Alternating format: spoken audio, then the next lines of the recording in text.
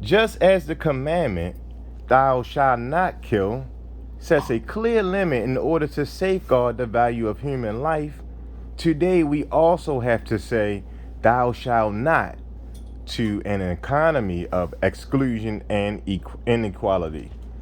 Such an economy kills.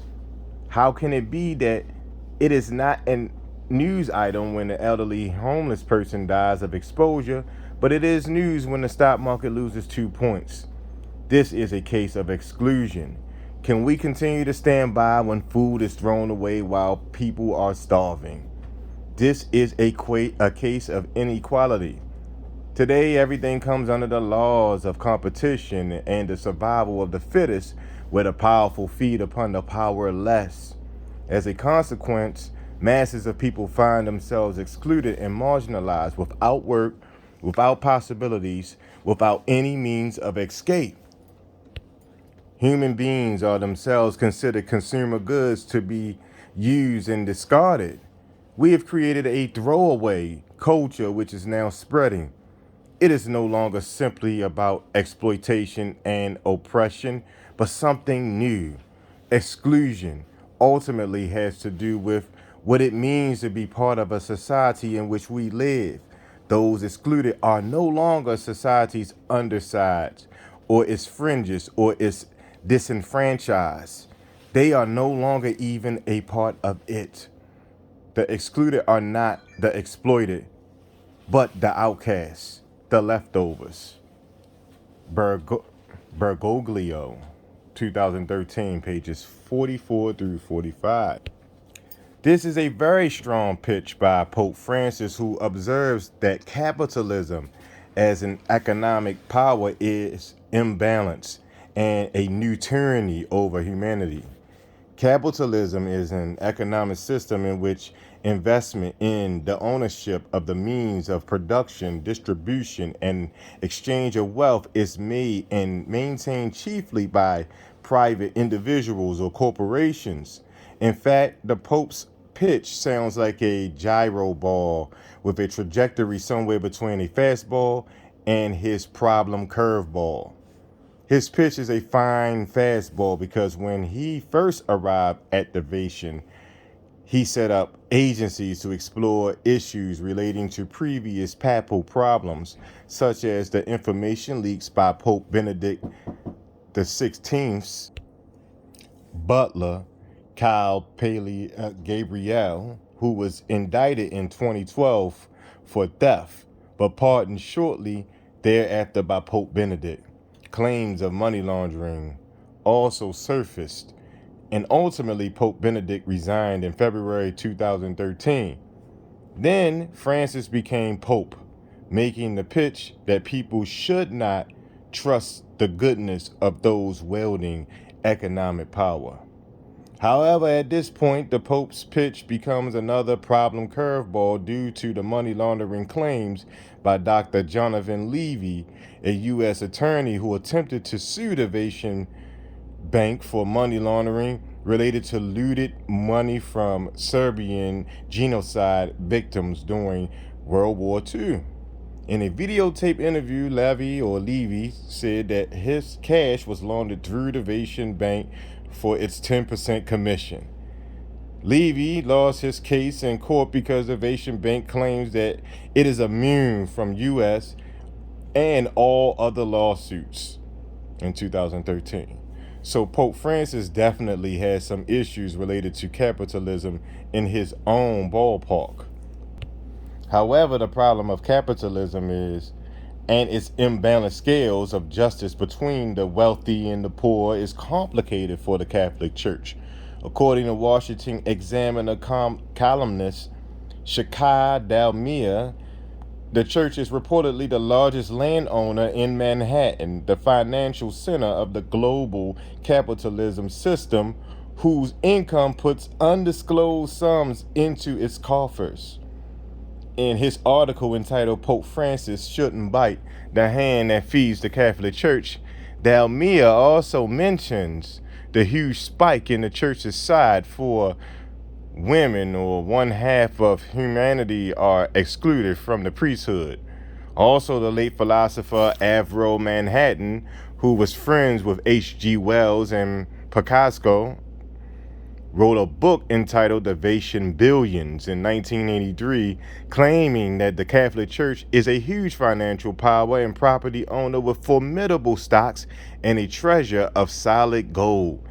A chief executive officer of the immense wealth, Pope Francis has a lot of clout in the world.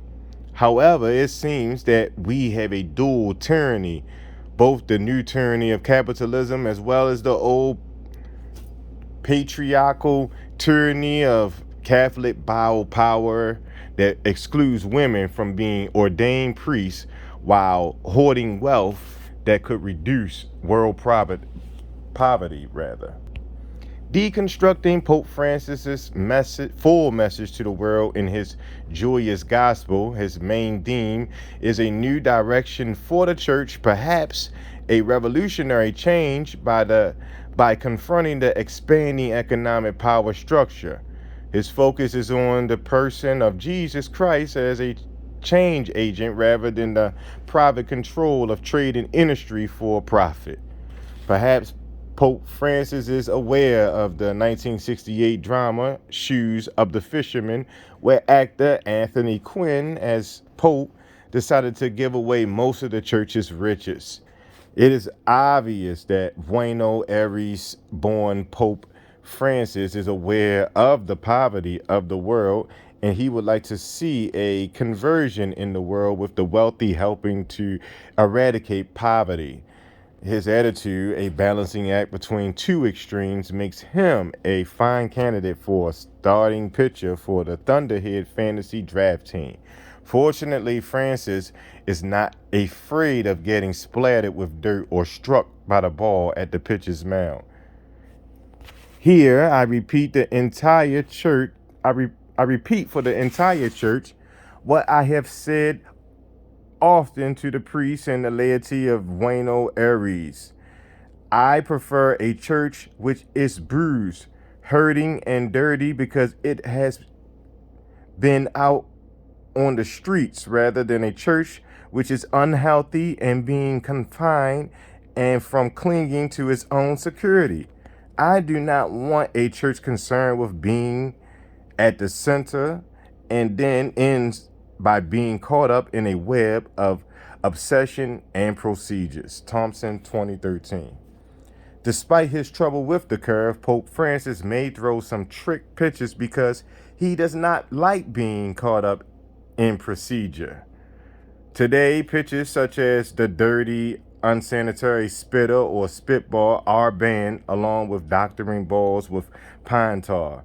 However, without feeling confined or restricted, the clever pontiff can use the knuckleball and that dances all over the place and screws everybody up because the hitter can't hit it, the catcher can't catch it, and the umpire can't call it. The Pope can also use the forkball, a real brain scrambler, because it dances all over and then sinks.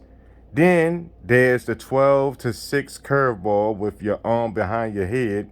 You throw the ball like a karate chop, following through with emphasis.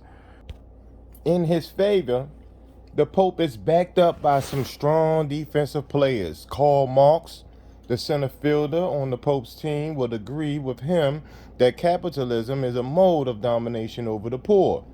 But what if the pontiff looked at the economic system itself and its prevailing ideology of the actual socio-economic base of workers and the superstructure of the social class owning the means of production as a sign of a process?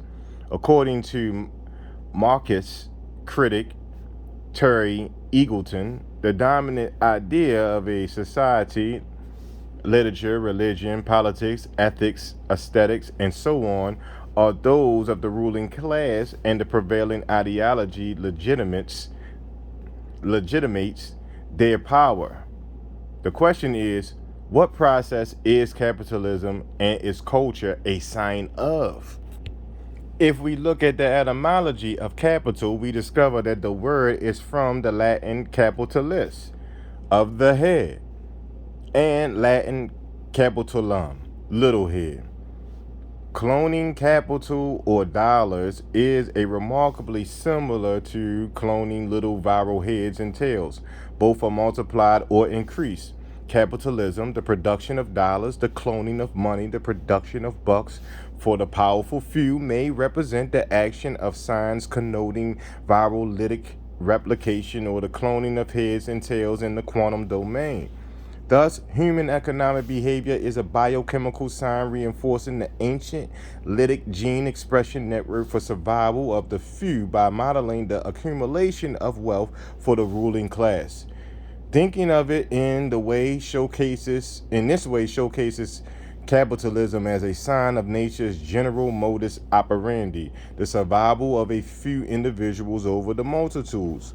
The salvation of the slime mold spores over the sacrificial stalk cells, the domination of the rich over the poor, the wealth of the church over its parishioners, the signs define underlining evolutionary genetics of lambda's lytic replication pathway for survival of those with knowledge as well as nature's general dynamics. Also, the buck or ram god, sun god, is the major iconographic sign of ancient Egypt and Christianity.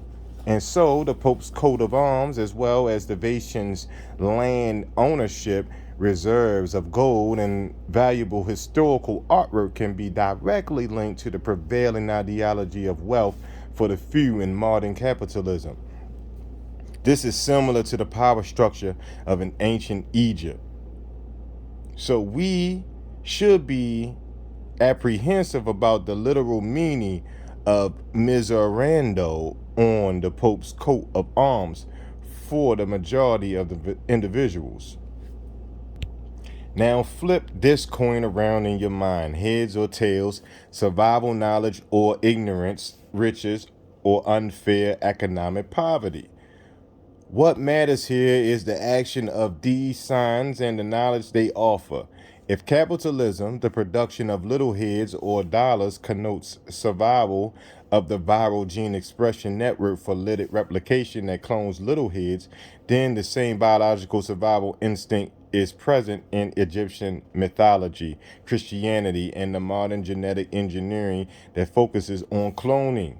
A structural relation or hidden agenda exists between literary texts, world visions, baseball, science, religion, and history itself. With all this in mind, we expect Pope Francis to see the connection between Vatican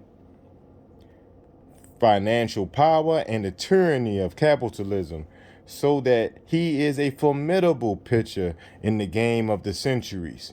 Yes, this Pope should be powerful, and we should expect some trick pitches to compensate for his trouble with the curveball related to his coat of arms and his capitalist gyro ball. When we return, we will be in chapter 11, baseball diamond 11, first base, quantum physics / classical physics. This is going to be a good chapter right here. Until then, we say thank y'all for coming out. God bless you. Good night.